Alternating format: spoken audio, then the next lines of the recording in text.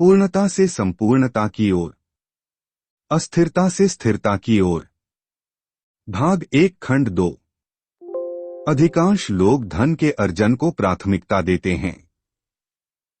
सामान्य तौर पर अधिकांश का मानना यह होता है कि धन वह शक्ति होती है कि जिससे जीवन सरल हो जाता है। व्यक्ति अथक प्रयास करने के उपरांत भी धन को अर्जित नहीं कर पाता है जो कि उसकी मानसिकता को शांत कर सके। परंतु कुछ ऐसे भी व्यक्ति होते हैं जिनको कि बिना किसी श्रम के अत्यधिक धन की प्राप्ति हो जाती है। ऐसा नहीं है कि यह केवल मानव के साथ ही सीमित होता है, ऐसा अन्य जीवों के साथ ही लागू होता है। एक कुत्ता जिसका मालिक धनवान होता है उसे सारी सुख सुविधाएं स्वतः ही प्राप्त हो जाती हैं, तो वहीं दूसरी ओर कई कुत्ते सड़कों पर अपना जीवन बिताने के लिए बाध्य हो जाते हैं। परंतु एक बात जो कि केवल मानव के साथ ही अधिकतर लागू होती है कि मानव अपने से बड़ों की या तो चमचागिरी करता है अथवा उनसे द्वेष पाले रहता है। बहुत कम ही ऐसा देखा जाता है कि वह अपने से बड़ों का सम्मान करे। वर्तमान में यदि हम देखते हैं तो हर उच्च पद आसीन व्यक्ति को बहुत ही अधिक लोगों की घृणा का कारण बनना पड़ता है। ऐसा कतई नहीं कि वह उच्च पद आसीन व्यक्ति सारे कार्य गलत ही करता है, परंतु उसके उपरांत भी उसे निम्न स्तरीय लोगों की घृणा का पात्र बनना ही पड़ता है।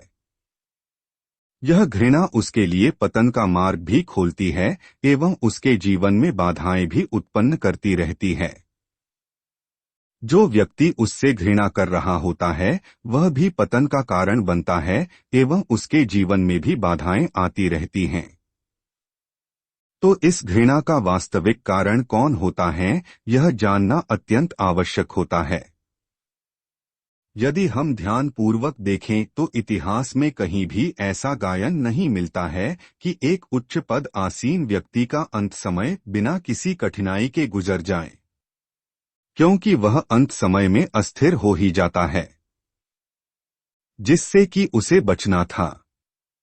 यदि शरीर परिवर्तन के समय दिमाग पर किसी भी तत्व का बोझ नहीं हो तो वह स्थिर हो जाता है एवं बिना किसी थकान के यह शरीर को छोड़ देता है।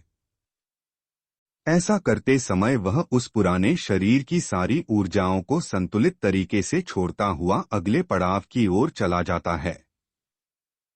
यह ठीक उस फल के समान होता है जैसा कि हमने पहले पढ़ा था। वास्तव में यह सारा जगत एक वृक्ष के समान ही माना गया है एवं प्रत्येक जीव उस पर लगा हुआ एक फल होता है।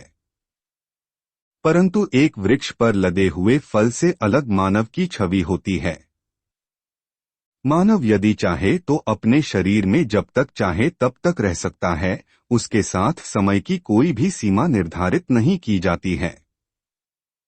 और ऐसा इसलिए क्योंकि उसका दायित्व सबसे बड़ा है और वह है सृष्टि को संतुलित रखना।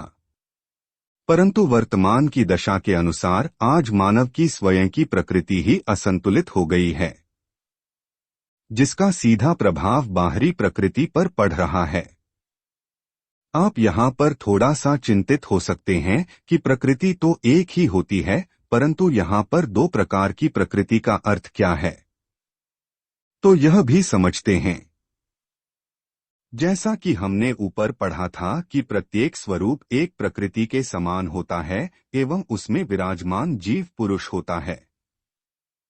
इस पुरुष एवं प्रकृति का खेल सदैव ऐसे ही चलता रहता है।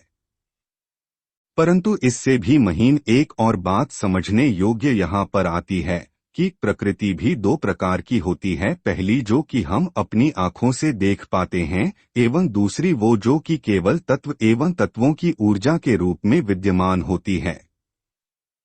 तत्वों को ऊर्जा की प्राप्ति प्रकृति के माध्यम से ही प्राप्त होती है। प्रत्येक प्रकृति में विराजमान पुरुष अपने साथ यंत्रों को लेकर बैठता है जिनके द्वारा वह तत्वों से परे की ऊर्जा को एकत्र कर सके। यह ऊर्जा उसके पास बिना किसी बाधा के सदा सर्वदा पहुंचती रहती है। प्रकृति प्राप्त ऊर्जा से सदैव ही जागृत अवस्था में रहती है। जब यह ऊर्जा पर्याप्त मात्रा से अधिक हो जाती है तो वह इसे तत्वों को प्रदान